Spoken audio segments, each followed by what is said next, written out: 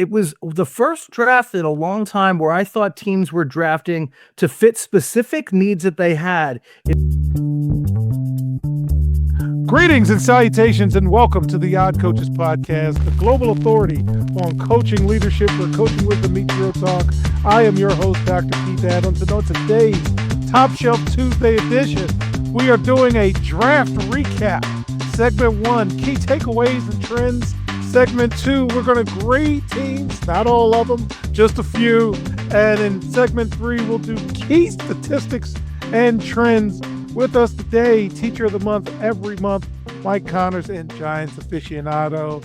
Mike, let's get going. In terms of the NFL draft, what were your key takeaways, trends, go in any direction you want to? I was impressed by a lot of teams. I mean, it was a very thin draft talent-wise. I mean, quarterback was a drought. But it was the first draft in a long time where I thought teams were drafting to fit specific needs that they had instead of taking best available talent. Now, some teams got flack for that, but if you have, and I'm going to use an example, if you have a very strong offensive line and great tackles and guards, why are you going to take another tackle or guard in the first or second round? Well, you can get a very good tackle in the third or fourth round. A lot of teams got beat up for that, specifically the Detroit Lions for taking Blake Miller. Okay, Blake Miller is a great fit there all off season. The Lions have been saying they were going to improve their offensive line. The first day of free agency, they went out and made one signing, veteran center Cade Mays. They signed two other veterans throughout the free agency, in Larry Broom and Ben Barch, to solidify up that line. But they had a need for a strong tackle who could play guard also, but mainly as a tackle, and Miller is there. In 54 possible games in college, Keith, do you know how many Miller started for Clemson? How many? 54. Do you know how many practices he missed in his career? One. And he said the reason why he would play injured is he did not want to let his teammates or coaches down.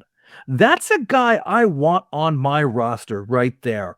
Okay. He's listed as a mauler, very physical. That fits Detroit and their coach, Dan Campbell, who is credited for during interviews of demonstrating blocking technique on chairs in the interview room. So this kid's going to fit right in there. So you know what? If the person isn't the highest ranked person, but you're taking someone who fits what you need, that makes a lot of sense to me.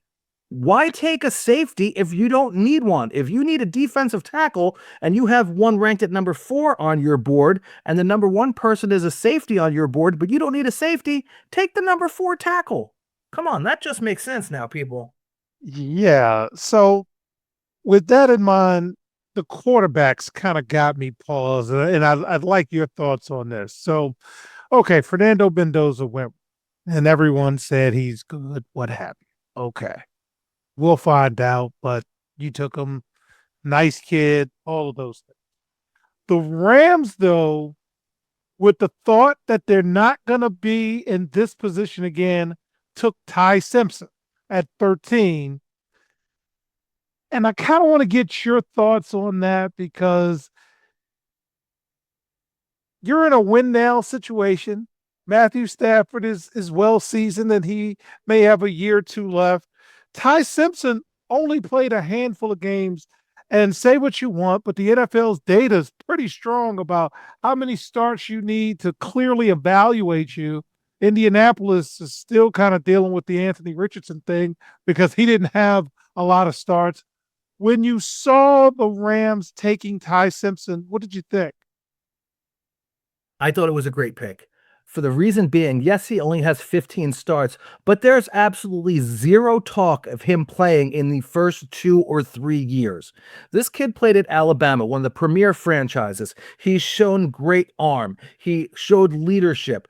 He's got above average football IQ. He was raised by a high school coach, so he's grown up in football systems. He's going to have several years to learn from Stafford and the head coach there. He is in a great position to learn. This is the problem that I've mentioned several times before. We're such an instant gratification society. We see the chocolate chip cookie, we want to eat the chocolate chip cookie. This young man's going to take some time to learn the system, become more accustomed with the speed of the pro game. He's going to learn how to make reads efficiently from watching one of the best quarterbacks of this generation in Stafford. So this is a great situation. The Rams don't plan on having a top 10 pick for the next 6 or 7 years. So if this kid is a stretch right now, that's a great pick. Quarterbacks are not a there's only 32 starters in the world, and they're so limited. I mean, look at people are dying to sign other quarterbacks. I mean, it's unreal how limited this pool is. So if you see a quarterback that you think has the potential, the size, the arm strength, the IQ, who's a diamond in the rough in your opinion, and you have Stafford there to teach him for 2 or 3 years minimum, that's a no-brainer.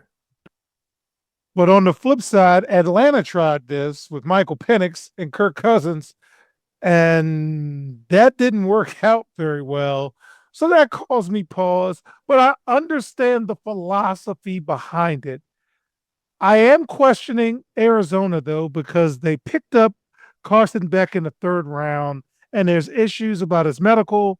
And as my tag team partner, Chaz Francis, would say, there's arm strength concerns, not a noodle arm, but arm strength concerns. What do you think about Arizona picking up Carson Beck?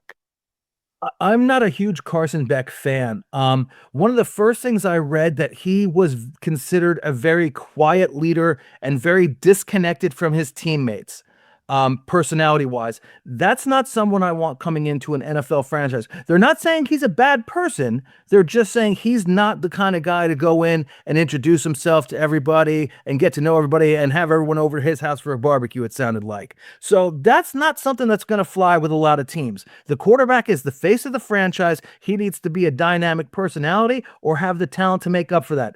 A la Eli Manning, who came into the league about as vanilla ice cream as you could get, but then started to play off that with his teammates by hosting them and stuff like that. So that's an example. But yeah, there's certain things that Beck had, limited mobility was a problem. He was not the most mobile quarterback. Was he a product of systems? He played at Georgia under Kirby Smart and then Miami. And if you look at Miami's breakdown of their games, all the games that were bad for Miami, Beck was bad. 3 interceptions, 4 interceptions games. So it wasn't like, oh, the line had a bad game, we didn't play well. The defense let up 47 points. No. The quarterback was the problem in all of those games. He did not make the best decisions under pressure. He had some high interception games. So there's a lot of ceiling to floor debate on Beck. And if it came down to just physical tools, that's one thing. But if it can be an attitude and physical tools, maybe that's not someone you want to take a shot on. And again, this is Arizona. We're not talking about a highly successful franchise in the last 10 years. I mean, if I were them, I would have looked more along the line of offensive line the whole draft because they ranked 27th in the league in offensive line last year. So, I mean, where's this kid going to throw from if he's on his back the whole time? So I don't think Beck was the best pick for them, but hopefully, I like I say, I might say some things that don't make it sound like I want this kid to be successful. I hope he's a 10-time All-Pro. I mean, this is not a personal thing. I hope the kid's very successful, but that's a pick that I saw as interesting and, that seemed like a real stretch to me. Did Nussmeier ever get picked up, by the way? Did who? Garrett Nussmeier or something? Yeah, he got drafted very late in the draft. Who did he get picked by? But he did get drafted in like the 5th round out of LSU. I'm not sure where. I'll try to look that up for one of the later segments. No worries. Final question for segment 1. The Falcons. They always do something interesting with the draft. They drafted Avion Terrell to join his brother AJ Terrell. How do you feel about this feel-good aspect of locker room chemistry, or what do you think about that? Hey, if the kid's qualified to play, I think it's a great thing to have the family there. I mean, when Andy Reid was thinking of drafting Jason Kelsey, or excuse me, the tight end Kelsey, Travis, he called his brother who played with him in Philadelphia and said, "Is your brother a screw up, or is he going to make the cut if I draft him?" So it's good having family there. So what better than to have 2 brothers playing on defense together to make sure that one holds the other one accountable. I have no problem with that whatsoever. All right. So, fans, when we get back in segment two, the two school teachers are going to throw some grades around. We'll see if you like our evaluation. We'll be right back on the Coaches Podcast. Today's student athletes face pro-level challenges without pro-level support. The CKA SAVE project is here to change that. For 16 plus years, Dr. Keith Adams and his team have provided comprehensive academic and athletic support from middle school through post-graduation transitions. NIL guidance, transfer portal navigation, academic coaching, career planning, they've got it covered. The CKA SAVE project. When your future is on the line, experience matters. Learn more at www.ckasaveproject.org. Welcome back to the Odd Coaches Podcast. In segment two, we're going to give draft grades out. So, Mike, according to media reports, there we go. Elite drafts in terms of grade A, Cleveland Browns, Raiders, New York Giants, and Washington Commanders all received elite draft grades. Any reaction to elite draft grades?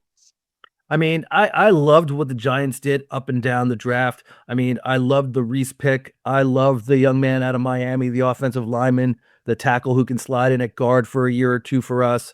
Mekhi Fields, I think, was a great trade up to get a good number 2 receiver to go to behind Malik as our number 1 receiver. I thought the Giants did very well. The Commanders, I thought, had a great draft. I mean, Antonio Williams was a wonderful pick.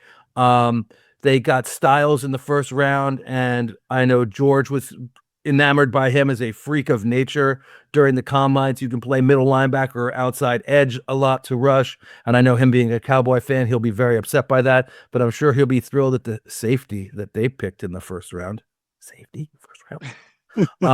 So the Browns, for as much flack as we give the Browns, they made a very intelligent pick in Fano, the offensive lineman out of Utah. He was the cleanest, highest ranked player on the offensive line. He can play all 3 positions, center, guard, or tackle, as he had in college. So God forbid there's a hellacious injury, you could slide him down to center. And as a young man moving into the league, I wouldn't be surprised if he played guard for the first year or two and then slid out to tackle. But he's someone that could plug and play at tackle, probably right tackle to start, but eventually could be a left tackle. So I think all of those teams did well. I don't really understand the Raiders getting that high. I mean, Fernando Mendoza was the first pick and the only. They stole that defensive kid. That's what I think they like. McCoy? Yes. They got him in the 4th round. So I'm thinking in terms of value that's okay, probably why they got him. Because he had the injury. Yeah. Well, I was watching the draft. There's one thing that I specifically noticed about the Raiders draft room.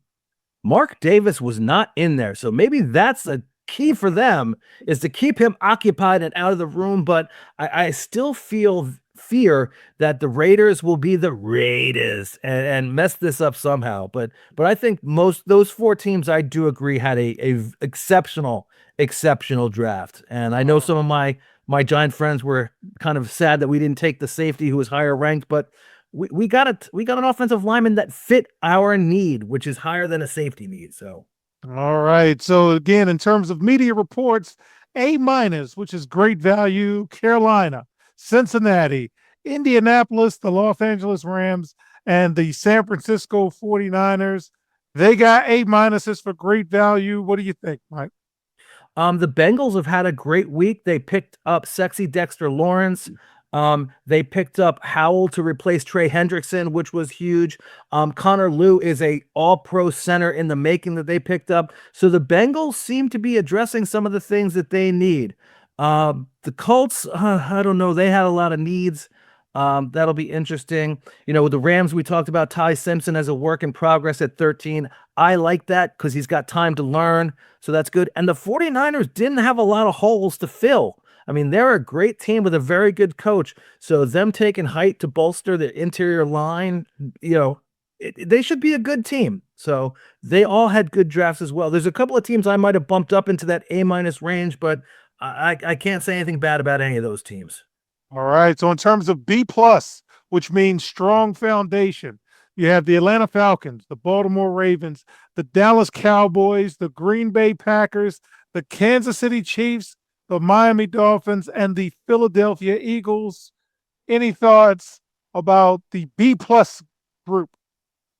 Yeah, the Ravens got one of the best players that I liked in the draft, the guard out of Penn State, Ione, I think is how you say his last name. He is a mauler, physical, punch you in the face, chew your nose off type offensive lineman. He smells like bacon and tobacco juice. He's the kind of guy that I love. I was hoping the Giants might be able to get him at 10, but he's going to be a great offensive lineman and fits that blue collar Baltimore punch you in the throat and kick you in the groin type mentality. So I think he was the one of the best picks in the draft overall. Okay. So in terms of B's, solid and functional, the Buffalo Bills, the Denver Broncos, the Detroit Lions, the Houston Texans, the Chargers, the Jets, the Pittsburgh Steelers, and the Tampa Bay Bucks. What are you thinking about the solid and functional B student? I thought the Jets had a very, very good draft. The defensive players that they took in the first, trading back up to get the receiver, Cotton, I think was his last name. They did a very, very good job of fitting the needs that they have, the openings that they have. The Broncos, Murdoch, a lot of people question that, Mr. Irrelevant, but he's a gritty player that I like. I think he's going to make that squad right away. The team that I question the most is the Steelers. Okay, they went out. No one's talking about them taking the Penn State quarterback Aller, who'd been injured all season. He only had 6 starts. So if we're going to crucify people for taking Carson Beck, who's a little sketchy, what about Pittsburgh? I mean, Big Ben, not Big Ben, excuse me.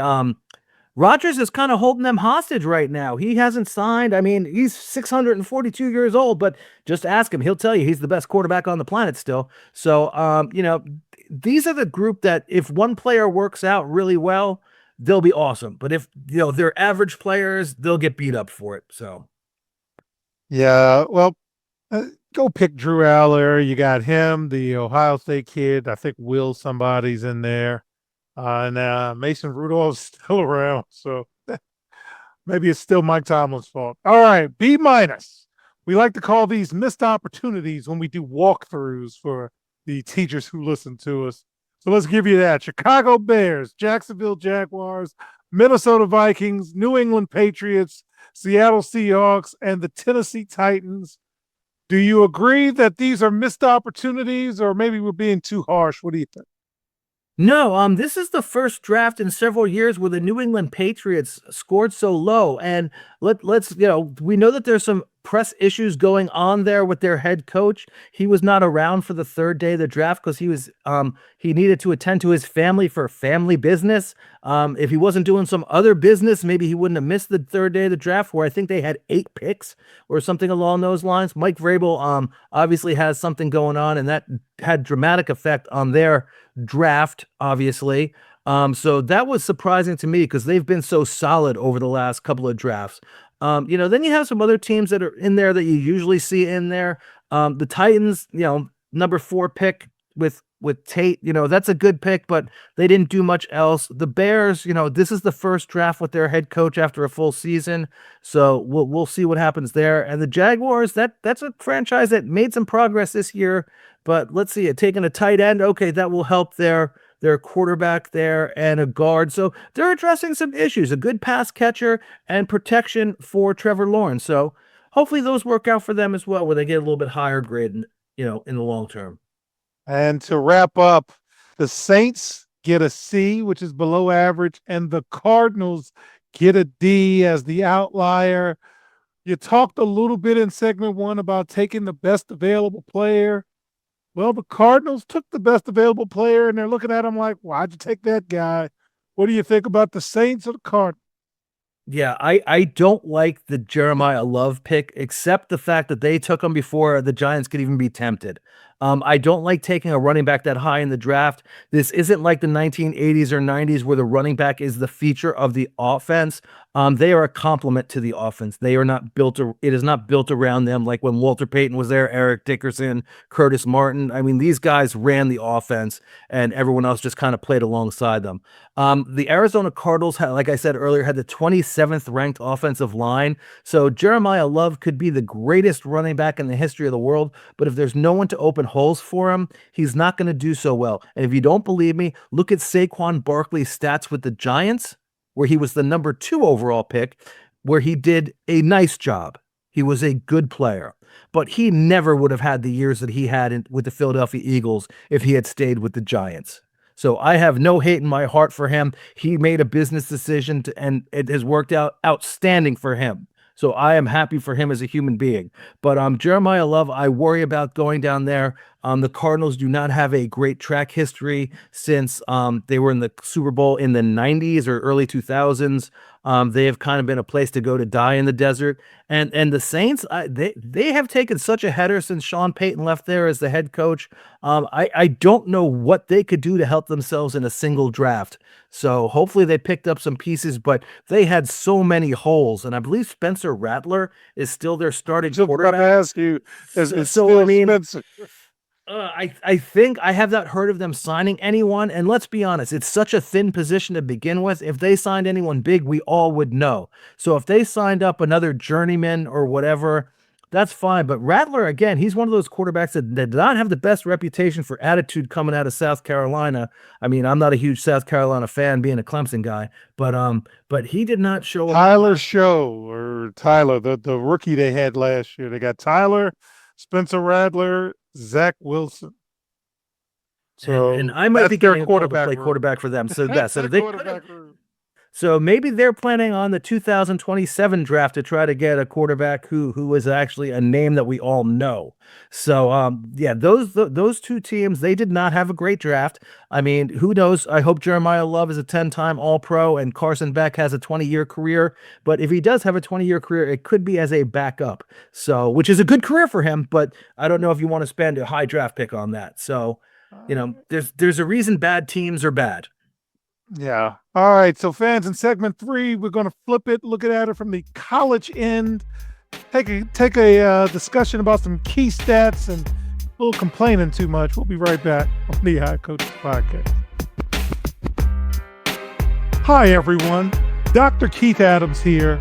And for over 30 years, I've dedicated my life to helping student athletes succeed, not just on the fields and the courts, but in the classroom and beyond. And that's why I founded the CKA Save Project. The CKA Save Project understands that finding the balance between academics and athletics is crucial for long-term success. That's why the CKA Save Project offers a range of programs, including personalized consulting, mentorship, and coming in 2027, our innovative Gap Year Basketball Academy designed to assist both young men and women reach their full potential both on and off the court. I'm incredibly excited to announce that the CK Save Project is now partnering with the Cascade Sports Network. This partnership will allow us the opportunity to amplify our message and reach even more student athletes through the Odd Coaches Podcast and other exciting initiatives. Join the CKA Save Project and the Cascade Sports Network as we empower the next generation of student athletes. Visit CKA on the web at www.ckasaveproject.org to learn more. Let's work together to find the balance and help unlock your potential. Welcome back to the Odd Coaches Podcast. In segment 3, we're going to analyze a record-breaking 2026 draft. So the SEC might not win national championships anymore, but they had 87 total selections, surpassing the previous mark of 79. While the Big Ten dominated the first round, the SEC showed unprecedented depth, particularly on days 2 and 3, adding 51 picks on Saturday alone. So let's give you some numbers. Connors, Ohio State led all individual programs with 11 picks, but they couldn't beat Indiana. Texas A&M and Alabama followed closely with 10, and Indiana, following the national championship showcase, its transition to a pro pipeline with 8 selections. The ACC and the Big 12 finished in a dead heat for third place with 38 picks each. Notably, Texas Tech acted as the Big 12's heavy lifter, non-draft picks. Cody Campbell has invested well, more than doubling any other school in that conference. You had the Philadelphia Eagles making history, selecting, and I think you may know the name too, Uar Bernard out of Nigeria via the International Player Pathway Program, and Clemson and Miami. Both schools set the pace for the ACC with 9 picks each. Clemson setting a new program record for a single draft. But how come they can't win no games if they got all these talented players? Mike, any of these numbers catch your eye? What do you think? I mean, it's so different now than it used to be. What I'd like to know is of the 11 people picked from Ohio State or the 10 from A&M or Alabama, how many of them were there for more than 1 or 2 years? And I'm not trying to be a jerk about this. I mean, the Texas Tech edge player who the Jets took spent 1 year there. He spent 3 years at Cal or Stanford or something before that. So is he really a Texas Tech player? So that's what we have to look at. I mean, the center for Indiana who won the MVP of the Rose Bowl played at Notre Dame for 3 years. So shouldn't he go on Notre Dame's stats list? And I hate Notre Dame, don't get me wrong. But so it's very different now the way players jump around. There was one defensive back out of, I think he was Texas. He played 3 years at Buffalo and then transferred out. So let's give Buffalo a little love here. You know, they got a great football program up there. They could get a top draft pick credit. So giving these teams credit for this with the way the players jump around, whether on their second team, third team, fourth team, seventh year as an eligible player. I mean, we can't go by that, the way players jump around. So All right. So thank you for opening the door for that conversation. A lot of talk in the national media about guys bypassing the draft and going back to school for another year. Like that's a bad thing, but whatever. Some guys, like Carson Beck, went back to school, got a bag, and ended up being drafted lower. Other guys left, and you want that first contract so you can get to the second contract. Where do you lie on this, Mike? What are you thinking about? I mean, it's a business. So maybe Carson Beck realized that he doesn't have the talent to be the next Brett Favre or Aaron Rodgers or a Manning brother. So he thought, let me make a huge lump sum by transferring to Miami and then go into the league. I mean, the structure of the contracts limit what these players can make. And Nick Saban made a very, very articulate statement during the draft. He said, you know, I'm looking at the end of the first round, these guys 25, 26, 27th pick. He goes, if I was one of them, I'd be hoping that I was picked in the first 10 of the second round because then it's only a guaranteed 4-year contract and I can renegotiate a second contract quicker. So that just shows that this is a business mindset. So if these kids could, young men, excuse me, if these young men can go back for 1 or 2 years to play their junior and senior year and make several $1,000,000 each, and then more money in NIL from doing, you know, the local Chevy dealership is going to give you a truck. And if you come by there on Sundays after the game and hang out and sign autographs, they'll give you $1,000 a day and this and that. I mean, many of these players, that's life-changing money right there. You know, we know they're not going to class. Carson Beck admitted he hadn't been to class in 2 years. So, you know, he's not going to finance classes to help him with that money. But these kids look at it as a business now. It's very different. That's why a lot of these mid-major schools are losing kids, the North Dakota States, who have incredible programs, win national championships every year at the 1AA basically level. But they have players leaving them to go to bigger schools for the marketing of going to Indiana because they had huge numbers and Mark Cuban is financing their program. Same thing with St. John's basketball. They're getting players from all over now that Rick Pitino's there because now former alumni and boosters are coming out of the woodwork to give money because they want to see the team like when Louis Carnesecca was there in the 80s. So this is a business. I don't begrudge these kids. I just wish that some more of them went to class so they could learn how to manage that money better by themselves. All right. Before we close, a young scholar, Diego Pavia, who we were hipped on because of our good friend Robert Abney, our favorite administrator, because he was from New Mexico. Um, Third runner-up in the Heisman, something like that. Didn't get drafted. Maybe said a few things or 2 or 6 that he probably shouldn't have. Now he has an opportunity with the Baltimore Ravens. What do you think about Diego Pavia's situation? Yeah, interesting situation. Did a very nice job at probably the worst SEC football school in Vanderbilt. And I don't mean that as a diss. Vanderbilt's a very good program, but if you're going to the SEC, that's the major leagues. That's A-ball. So I mean, he did a great job running that program and everything. He does have some physical limitations. He's not very statuesque. I believe he's 5'10 or 5'11. That doesn't fit a lot of systems. He does not have the strongest arm in the world, but he definitely knows the system and can win. But he did run his mouth a lot at the end of the season, and that's going to turn a lot of people off. He didn't hire an agent and was very outspoken about not needing one. But then again, an agent's going to go around and lobby to teams to potentially get you drafted in the later rounds. And let's be honest, he's not signed with the Baltimore Ravens. He's going for a weekend tryout. There's no guarantees here. He's got to go and show his stuff. And hopefully he goes in and does a good job. And if he doesn't get signed there, he can take the tapes from there and go somewhere else and get a career. But as of right now, he kind of dug himself a hole with a lot of the things that he said and how great he was. I mean, he's Aaron Rodgers light. I'm the best quarterback out there. Just listen to me. I'll tell you about it. But I mean, he definitely is got a hole to dig himself out of. Excuse me. Sounds like Canada to me.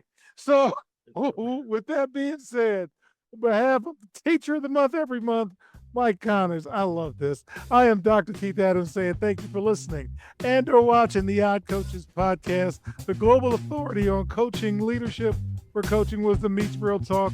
Also seen on the Cascade Sports Network. And we will see you on the sidelines. Until next time, take care. We hope you enjoyed today's show. The Odd Coaches podcast drops new episodes every Tuesday, Wednesday, and Thursday. Make sure you subscribe to the Odd Coaches podcast on YouTube, Spotify, and iHeartRadio. Follow the Odd Coaches podcast on the X platform at Odd Coaches. Follow Dr. Keith Adams and the CKA Save Project on social media at CKA Save Project. For more information about the CKA Save Project, visit them on the web at www.cksaveproject.org. See you next time on the Odd Coaches podcast.